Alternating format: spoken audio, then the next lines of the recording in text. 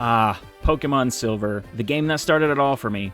Well, that's not entirely true. If you know me, you know that I'm not super young, and that Yellow was actually my first game, but Silver is really the game where my love for Pokemon exponentially took off. Between Pokemon Silver and the movie 2000, I developed a deep love for Lugia as a Pokemon and the franchise overall. The backstory of the creation of this legendary beast has always fascinated me, as well as the fact that it was never even supposed to exist past the movie 2000. As far as the creator of Lugia was concerned, it was meant to make an appearance there and never return again. Anyway, as much as I might want to, we're actually not here to talk about the origins of Lugia today, but rather the fact that it has one of my favorite shinies in the entire franchise. So much so that I recently tasked myself with the insane challenge of hunting Lugia's shiny form in every game that it's available in without needing gimmicks to get it. If you're not aware, put simply, shiny Pokemon are different variants of Pokemon that have different coloration to what is usual for its species. Shiny Pokemon are not super common. In fact, there are mathematical odds calculated for finding any given shiny in a game it's available in. In fact, in the early Pokemon games, the odds of finding any given shiny Pokemon during an encounter with it are 1 in 8,192 encounters, otherwise considered full odds. In modern games, there are things such as the shiny charm, reduced odds, and method hunting to help make this process faster and easier, but these things didn't exist in the early games. With all of this being said, I decided to embark on this journey by starting with my childhood copy of Pokemon Silver, and this is how it went. We begin our brand new journey through Johto over in New Bark Town, where we chat with our mom for a bit and set the time and date. This might not seem like a significant thing, but it actually can be crucial for parts of the game later on, so it's important to give it the actual time and date that it is. We then make our first trek over to Professor Elm's lab with our newly acquired Pokegear that our mom gave us. Once we arrive at Elm's lab, we're tasked with one of our more important choices of the entire game, choosing our starter. Being the old head that I am, people call me the Pokemon Prof. I've played through Gen 2 games quite a few times, and each time I choose Cyndaquil. So naturally, that's who I chose for this playthrough. With the important part out of the way, Professor Elm asks us to make our way over to Cherry Grove City to meet up with Mr. Pokemon. There's pretty much a direct route from New Bark Town over to Cherry Grove, so we set out on our very first mission of the game. Upon entering Cherry Grove City, an elderly man who goes by the name of Guide Gent gives us a quick and welcoming tour of the city, giving us a much-needed town map when he's finished. We then make our way over to Route 30 and eventually battle our way to Mr. Pokemon's house. Mr. Pokemon immediately recognizes us as an associate of Professor Elm's and, for whatever reason, entrusts us with a mysterious Pokemon egg. While here, we're introduced to the legend himself, Professor Oak from the Kanto region. Oak notices that we have a Pokemon partner and determines that we are dependable enough to have our very own Pokedex. After Oak leaves, we soon follow suit and get a distressed call from Elm saying that someone stole a Pokemon from the lab, and that we need to hurry back to help investigate. Upon reaching the east side of Cherry Grove, we are ambushed by a mysterious boy who we will soon find out is our Johto rival. He questions us about our Pokemon from the lab, calling us a wimp, what a jerk, and continues to instigate to the point of a Pokemon battle. The mysterious trainer sends out Totodile. What a convenient type advantage he has over us. But no worries, it doesn't seem to know any water-type moves quite yet. This battle mostly consists of a lot of tackles and scratches back and forth between the two Pokemon, and, of course, the Totodile lands a crucial critical hit which ends up losing us the battle. The trainer snarkily remarks that it was a waste of his time and that he's going to be the greatest trainer in the world. He soon takes off, and we're left there wondering what the heck just happened. When we eventually make our way back to Professor Elm's lab, a police officer is questioning the professor, and it turns out that one of his rare Pokemon has been stolen by a young man with long red hair. Sounds a little familiar. We tell the officer that we just battled someone with a shocking resemblance to the suspect, and here we get a chance to name our arch nemesis. In this case, we decided to name my arch nemesis Noah, which is actually one of my really good friends, so shout out to Noah. Anyway, when this is all said and done, we give the egg to Professor Elm, and he's shocked at the fact that Oak entrusted us with a Pokedex. He then suggests that we take on the Pokemon Gym Challenge, with the nearest gym being in Violet City, but not before we stop at home to say goodbye to our mom.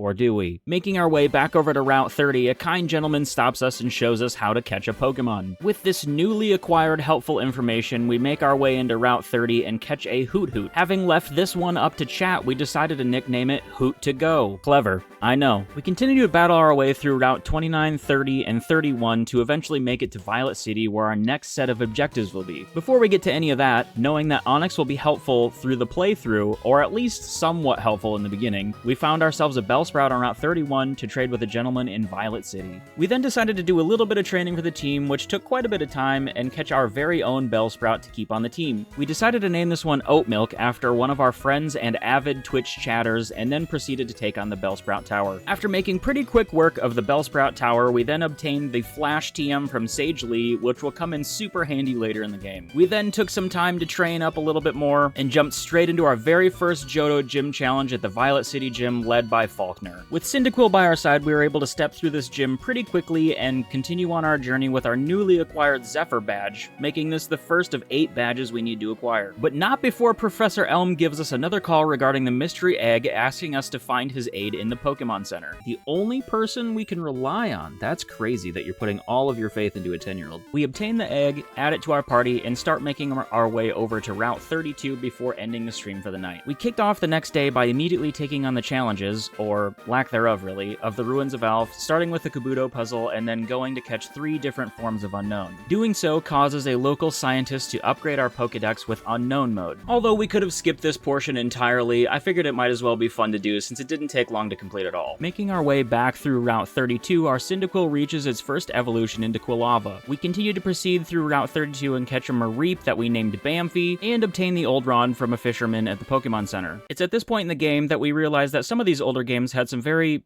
questionable dialogue. Would you like one of my rods? What is this dialogue, bro? What is happening right now? That's good to hear, brother.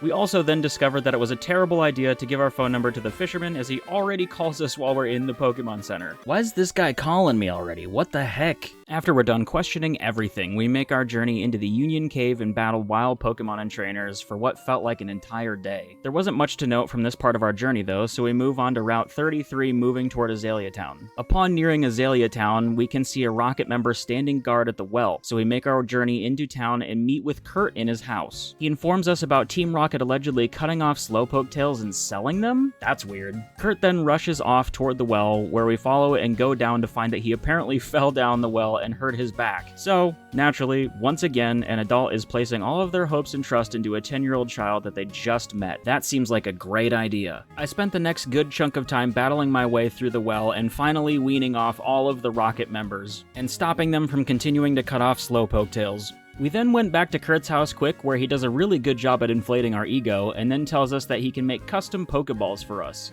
He gives us a lure ball, as that's currently the only thing that he has in stock. The next day, after I took some time to yap on stream and train the team for a little while, we finally took on the Azalea Town gym with Bugsy as the leader. Using Hoot to Go, we were able to make pretty easy work of this gym and moved on quickly, earning our Hive badge. Upon leaving the gym to head west, our rival storms up on us asking if Team Rocket is back and can't believe that I beat some of them, so he obviously wants to battle.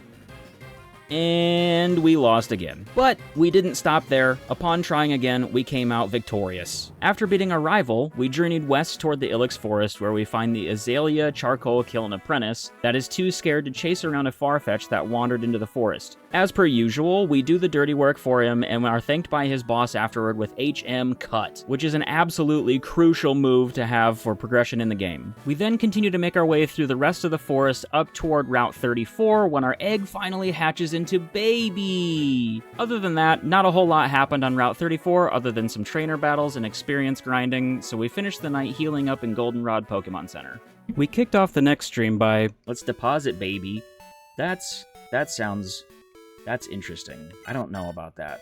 In all seriousness, we started off the stream by getting a Drowsy from the PC box so we could trade it for a Machop with a gentleman in the Goldenrod department store. After leaving the department store, I took far too long to find the bike shop. I don't know where the bike shop is, guys. I'm confused. Where is the bike shop in this godforsaken city? Wait, is it this? Oh! Why is that so difficult? When I finally found the seemingly hidden bike shop, I then acquired the bike. At this point in the game, there's not much to do in Goldenrod other than buy stuff from the store and exploring various buildings we can't fully access, so we took some time to catch a few random Pokemon just outside of Goldenrod, and train up for our forthcoming battle with Whitney, who was infamously difficult to beat. After training for a bit, I decided it was time to finally face my arch nemesis. In the past with Gen 2, I have struggled defeating Whitney in her Miltank, so this was a battle I hadn't been looking forward to for the entire playthrough so far. With Muscle the Machop on my side, we made pretty light work of the whole gym challenge to eventually make it to Whitney, who actually also ended up being pretty light work with Machop being slightly overleveled. Anyway, we gained our plane badge from Whitney and dropped by the flower shop to grab a squirt bottle before leaving Goldenrod and continuing on through Route 35 where we battle a handful of trainers. We started the next day by me forgetting to hit record at the beginning of the stream and completely missing my Mareep evolve. I wasn't recording when my Mareep evolved? We continued moving through Route 36 and battling trainers until we reached the stubborn Sudowoodo that won't move, giving us the opportunity to use our newly acquired squirt bottle from the Goldenrod flower shop. After successfully catching the Sudowoodo, I decided to make the trek back to Goldenrod to meet Bill and get his Eevee. Now, when I was doing this, I thought I could evolve the Eevee into Umbreon to help me with the upcoming Morty battle, but I was grossly mistaken with how easy of a task I thought this would be. Not to mention that I forgot Umbreon's first dark move is actually learned while, and only while, it's an Eevee. So, I sunk a ton of time into this silly little Eevee to ultimately end up not using it. But it was still cool to evolve it into an Umbreon in Gen 2 game anyway. Anyway, this happened quite a ways through the playthrough, but I figured I would at least talk about it now to explain why I got the Eevee, because I also don't plan to include a lot of the footage around the Umbreon. Moving forward, we continued our journey through Route 37 and finally ended up in Ecruteak City, where I started by taking on the Kimono Girls at the dance theater. Doing so earned me the ever-important HM Surf, which is needed to access various areas on the map in the game. After obtaining Surf, it was time to go pay a visit to the Burn Tower, formerly known as the Brass Tower, which was said to be the roost of an immense silver-colored Pokemon. Unfortunately, at one point in time, a storm rolled through, the tower was struck by lightning and burned down, leaving 3 nameless Pokemon, which we now know as Raikou, Entei, and Suicune, to perish. The silver Pokemon fled and was never to be seen again, while the rainbow-colored Pokemon, that we obviously now know of as Ho-Oh, gave life to the 3 perished Pokemon. Anyways, enough lore for now. We ended up steamrolling our rival once entering the tower and proceeding to fight other trainers that were in there hanging around, but not before I realized that I forgot to go grab HM Rock Smash on the previous route. After backtracking just a tiny bit, we obtained Rock Smash and moved through the tower pretty easily and made it down to the basement to see the 3 legendary beasts run off. The beasts can be tracked on the PokeDubz, but they're incredibly hard to catch. You must rely on status conditions to have any chance at them, as they run away almost instantly upon encountering them. Alright, you guys remember the Eevee I was talking about that I wasted a bunch of time on? Yeah, well, this is about the time when I spent what seemed like hours biking back and forth and trying to raise the friendship level for this stupid thing to evolve. And one of the evenings when I was doing all of this training off-stream, it finally did evolve, so I will give you that and show you at least the evolution of the Eevee. Oh, thank God. Holy crap, this took way too long. Oh my god. I've been grinding for this evolution for hours. After realizing that I couldn't teach my Umbreon another dark move for quite some time, I finally decided to invest the time into training my other mons in preparation for Morty. After about an hour or so of this, I decided it was finally time to go take on the beloved Ghost Gym, where Oatmilk, our Bellsprout, evolved after the first trainer. It took a couple of visits to the Pokemon Center and being locked into a stalemate with Gengar to do it, but I ended up walking away with the Fog Badge. After finally beating the Ecruteak Gym, we head over to Route 38 where we battled a few more trainers and caught a Meowth for fun, which then immediately led us to Route 39 where we, you guessed it, battled more trainers. It was at this point in the playthrough that I decided to do some of the story off-stream so I could lock in. After all, the focus of this particular playthrough was solely to get the Master Ball and to get to Lugia as fast as possible, as I knew the hunt was going to take a good amount of time, right? Anyway, I started my Olivine City journey by obtaining the HM Strength from a gentleman in the cafe and went to obtain the Good Rod from a fishing guru. This part wasn't necessary to achieving my goals, but it didn't take long at all, so I figured I may as well do it. It was then time to enter the lighthouse, where the Olivine gym leader was said to be at the moment. I battled my way through several trainers until I finally reached the 6th floor to find the Olivine City gym leader, Jasmine. She informs us that the Ampharos that typically lights the lighthouse is very sick and asks us to pick up some medicine from a pharmacy in Cyanwood, as she can't leave the Ampharos unattended. Using Surf, I battled my way through Route 40 and 41, which eventually leads us to Cyanwood City, but not before our lovely Bamfy evolves into Ampharos of our own. I start by healing up at the Pokemon Center quick, and then quickly make my way over to the pharmacist who gives us the secret potion we need to heal the Ampharos. Before we get back to Ampharos, though, I stroll on over to the gym in hopes of a quick badge. Sorry, Ampharos, but this is actually the recommended approach. I'm able to make pretty quick work of this gym's challenges as the Pokemon are a decent amount under-leveled compared to mine. After moving some boulders, I'm able to face off against the Cyanwood gym leader, Chuck, who tried his best. With our Storm badge in hand, Chuck's wife gives us the incredibly helpful Fly HM right outside of the gym, allowing us to just fly back to Cyanwood. We climbed our way to the top of the lighthouse again and delivered the secret potion to Jasmine to give to the Ampharos. The Ampharos is once again back to full health, and Jasmine says that she will head back to the gym now. I anticipated Jasmine being a little more difficult than the last gym, so I took some time to train off-stream a little later that day where our Machop evolved. It was then time to take on Jasmine, where Quilava came in clutch to seal the victory on her level 35 Steelix and earn us the mineral badge. I then flew over to Ecruteak City, where I then headed east to Route 42, which runs along Mount Mortar. I decided to skip the adventures in Mount Mortar and went straight into battling a few trainers before getting over to Mahogany Town. Upon approaching the city gym, an individual tells me I should head north to check out the Lake of Rage. Since he's,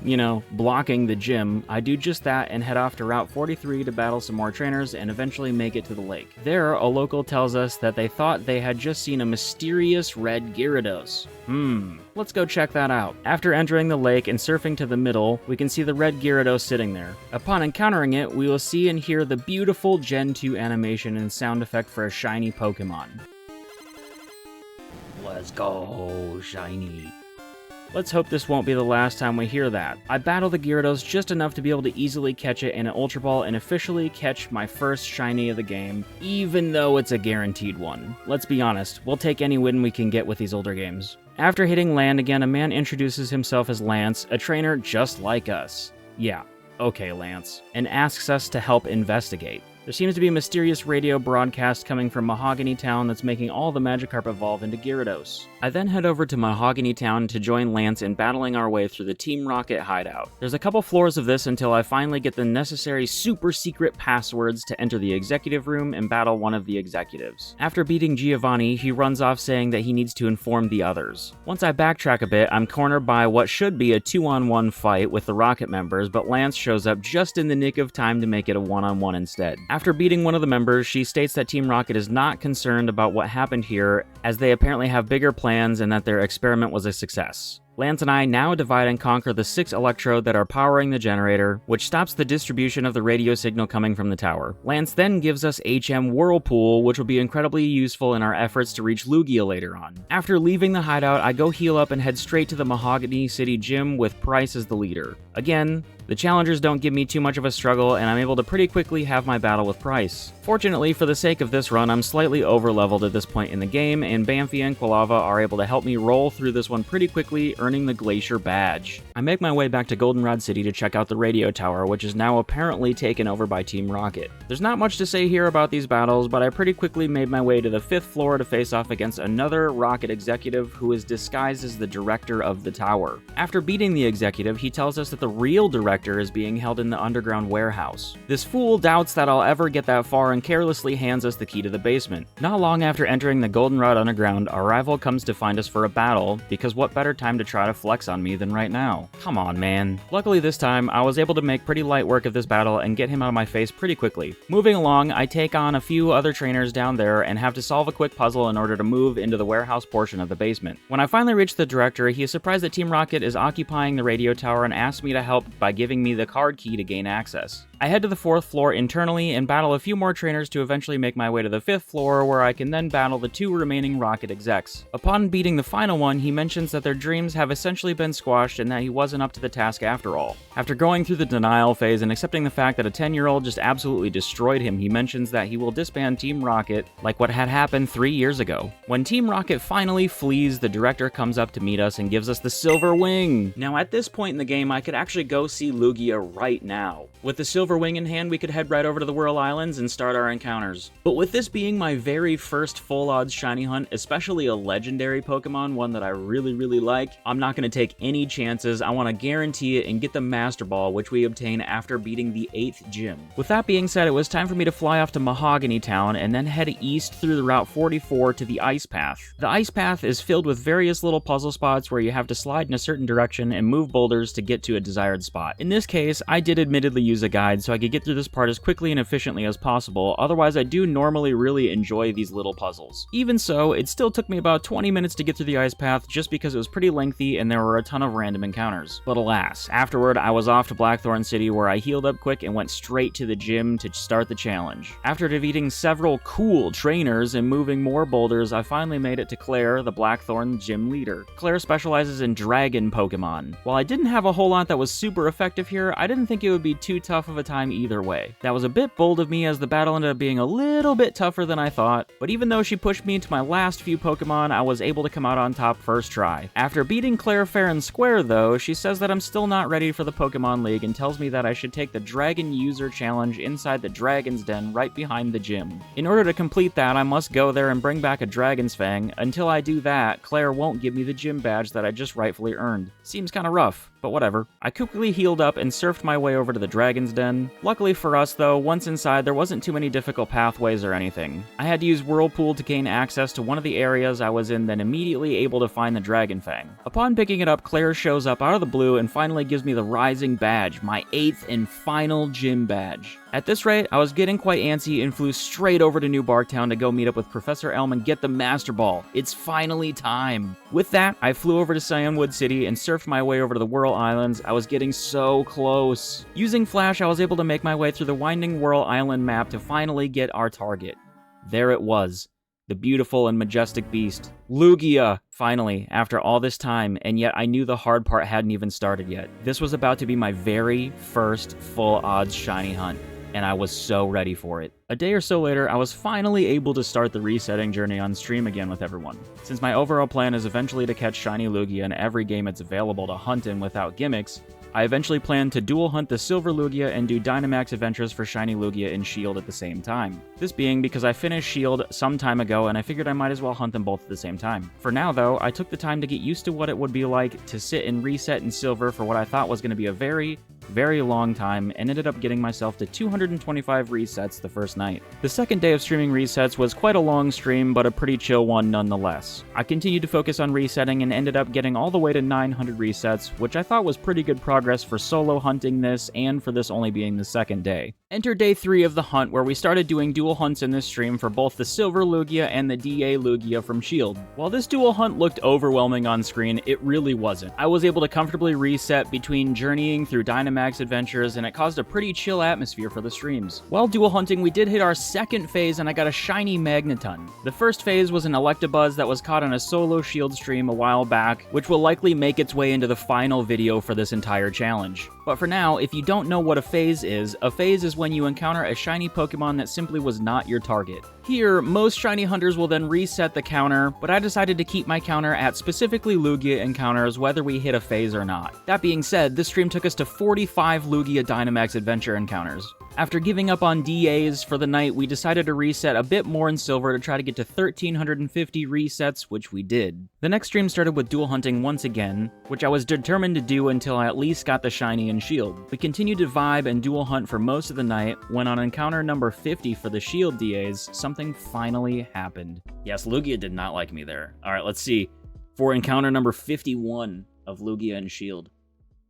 Shiinotic is not shiny. Sandslash is blue. Lugia, also blue. Holy crap, raid luck, baby! We did it! Let's go! Despite Lugia being specifically mean to me in the raid, we hit the elusive pink Lugia right after a massive raid on Twitch. The timing for this one was pretty impeccable. I was noticeably pumped up for this being the first shiny of the challenge. One can only imagine what I would be like if I ever found the shiny in Silver. I then kept the shiny Lugia up on stream while getting to 1,600 resets in Silver, and before we called it quits for the night, I had to take my newly acquired friend for a walk to see its true beauty. Look! Yippee! Yay! The next stream was pretty chill as usual, but nothing serious happened in terms of the hunt. We did, however, manage to hit 2,000 encounters, almost a quarter of the way to odds. At this point, I was super happy with our progress and eager to jump into the next stream to reset some more. Over the next few days, we did an awful lot of yapping and joking, and we finally managed to make it to 3,600 encounters. We were getting so close to half odds that I could feel it, and it was something that I hope to accomplish in the next couple of days. However, I had no idea what was in store for me that coming weekend. All of this brings us to Sunday, March 9th, 2025. A calm day when I decided that when my son lay down for a nap, I would pop onto a random Sunday stream and reset for a while in hopes of getting closer to half odds. I even mentioned in this stream that I would do a little bit of work off stream to get to half odds if I wasn't able to get there during the session. How naive I was at this time. Jump ahead to what was about to be encounter 3,636. Spoiler alert, I was not expecting or prepared for what was about to happen just 7 minutes into this stream.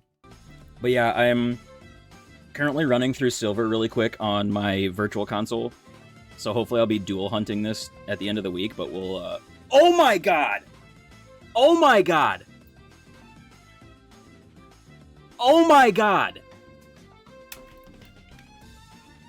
Oh my god!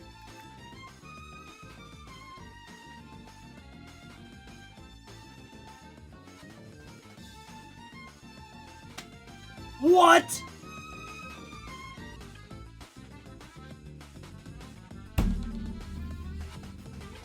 The sparkle had caught my eye when I was looking at another monitor, and I don't think I've ever been so surprised in my life. We got shiny Lugia in silver in under half odds! I seriously and frankly still cannot believe it to this day. What an absolutely incredible journey and a wonderful way to spend my first full odds hunt. Despite the countless hours that I put into the playthrough, the hunt, and especially this video, I'm definitely very sad that the road has come to an end. But that's only for one shiny Lugia baby, and we're trying to catch every single one of them in every game it's available in without needing gimmicks to get it. And after watching this video, I hope you join along on the adventure. Until the next one, keep being awesome as always, and we'll see you then. Peace.